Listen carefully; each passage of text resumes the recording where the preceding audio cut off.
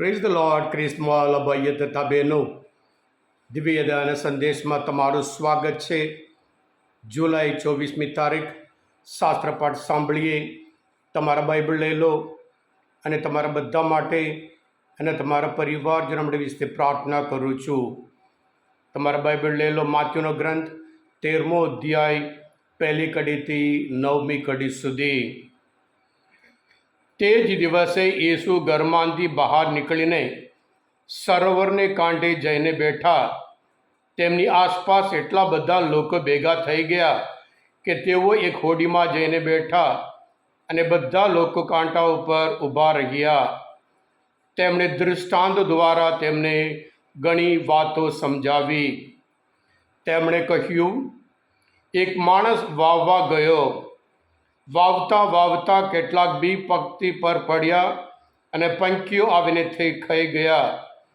કેટલાક ખડકાળ જગ્યાએ પડ્યા જ્યાં માટી ઝાઝી નહોતી અને ત્યાં માટી ઊંડી નહોતી, એટલે એ બી એકદમ ઊભી નીકળ્યા, પણ તડકો નીકળ્યો એટલે કરમાઈ ગયા. અને મૂળ બાજ્યા નહોતા એટલે સુકાઈ ગયા. કેટલાક બી ઝાંકરામાં પડ્યા અને ઝાંકરામાં ફાલ્યા એટલે તે ગુંગળાઈ ગયા. પણ કેટલાક બી સારી જમીનમાં પડ્યા અને તેને પાક આવ્યો. કેટલાકને 100 ગણો, કેટલાકને 60 ગણો, કેટલાકને 30 ગણો. જેને કાન હોય તે સાંભળે.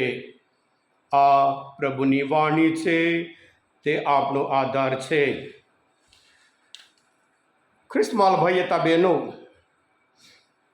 એક વખત એક એડવોકેટ, એક વકીલ, એક ડૉક્ટર અને એક પ્રિસ્ટ 3 જણ જંગલમાં શિકાર કરવા માટે ગયા. જતાં જતાં ત્યાં દૂર એક સાબર જોયા. સાબરને જોતાં ત્રણેય નક્કી કર્યું, કદાચ એક જણ એને શૂટ કરે, કદાચ નાસી જશે, એટલે આપણે ત્રણેય જણ સાથે જ શૂટ કરીએ એમ રાખી, જેથી કરી એ બચી ના શકે. એટલે પ્રિસ્ટ, ડૉક્ટર અને વકીલ ત્રણેય સાથે ગોળી મારી અને સાબર મરી ગયું. નજીક ગયા પછી એ લોકો વચ્ચે ચર્ચા, કોની ગોળીથી એ સાબર મરી ગયું. ચર્ચા કરતાં કરતાં ત્યાં એક ખેડૂત આવ્યા. ખેડૂતે જોયું, કહ્યું કે આ પ્રિસ્ટની ગોળીથી એ સાબર મરી ગયું છે. એટલે તરત જ બીજા કહે, કેવી રીતે તમે કહી શકો? ખેડૂતે કહ્યું, ગોળી એક કાનથી નીકળી બીજા કાન દ્વારા બહાર ગયું છે, એમ કરીને જવાબ આપ્યો. હા ક્રિસ્મવાલા ભાઈ હતા બહેનો, અમુક પ્રચારકો અમુક પ્રિસ્ટના જે બોધ હોય એ લોકો એક કાનથી સાંભળી બીજા કાનથી કાઢી નાખે. આજનો શુભ સંદેશ, જેવી જમીન તેવો પાક. બીમાં કોઈ ખામી નહીં, વાવનારમાં કોઈ ખામી નહીં, પણ જમીન એવી છે. વાવનાર જે પ્રચારક હોય, માત્ર પ્રચાર કરવાનો નહીં હોય, એનું પાલન કરવાનું હોય. અને એવી જ રીતે જે સાંભળે છે એ માત્ર સાંભળવાનું નહીં, પણ સાથે સાથે અમલમાં મૂકવાનું છે. જેવો સાંભળ્યા પછી અમલમાં મૂકે અને એ પ્રમાણે પાક પેદા થાય છે. અમુક રસ્તા પર પડે છે, અમુક અડખાળ જમીન પર પડે છે, અમુક ઝાંખરામાં પડે છે અને અમુક સારી જમીનમાં પડે છે. ઈશ્વરના વચન આપણે દરેકના જીવનમાં અલગ અલગ રીતે વાવવામાં આવે છે. જેવી જમીન બી પ્રાપ્ત કરી એ પ્રમાણે વાતાવરણ હોય એ પ્રમાણે પાક આપે છે. હા સ્મોલ ભાઈ હતા બહેનો, ઉત્તમ શિક્ષક પ્રભુ ઈસુ ખ્રિસ્ત છે. એક દૃષ્ટાંત, એક બોધ, ઘણી તૈયારી પછી પ્રભુ ઈસુ કહે છે, પણ આ ઈશ્વરના રાજ્યનો સંદેશ, ઈશ્વરના રાજ્યનો મર્મ, ઈશ્વરના રાજ્યના રહસ્ય ઘણા સ્વીકાર કરતા નથી, કારણ એમનું વલણ એવું છે. અમુક જે રસ્તા પર જેવા છે, સાંભળીને કશું ધ્યાનમાં આપતા નહીં. અમુક કડખાળ જમીન, અમુક ઝાખરામાં અને અમુક સારી જમીનમાં જેવી રીતે પ્રાપ્ત કરે એવી રીતે અમૂલમાં મૂકે અને એ પ્રમાણે પરિણામ.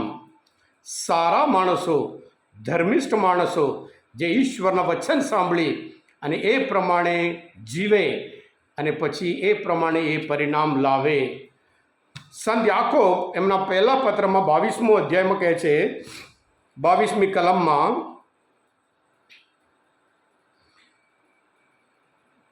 યહૂદીઓ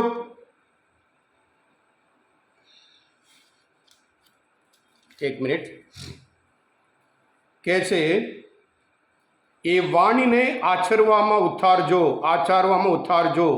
માત્ર સાંભળીને સંતોષ ના માનશો, અને એ તો જાતને છેતરવા બરાબર છે. જે માણસ વાણી સાંભળે છે પણ તેને આચરણમાં મૂકતો નથી, તે દર્પણમાં પોતાનો કુદરતી ચહેરો જોતા માણસ જેવો છે. તે પોતાનું મોઢું જોઈને ચાલ્યો જાય છે અને કશું સુધારો કરવા તૈયાર નથી. હા કૃષ્ણવાલ ભાઈ હતા બહેનો, આપણે બધા વચન આપણું જીવન કયા પ્રકારનું છે એ બતાવે છે.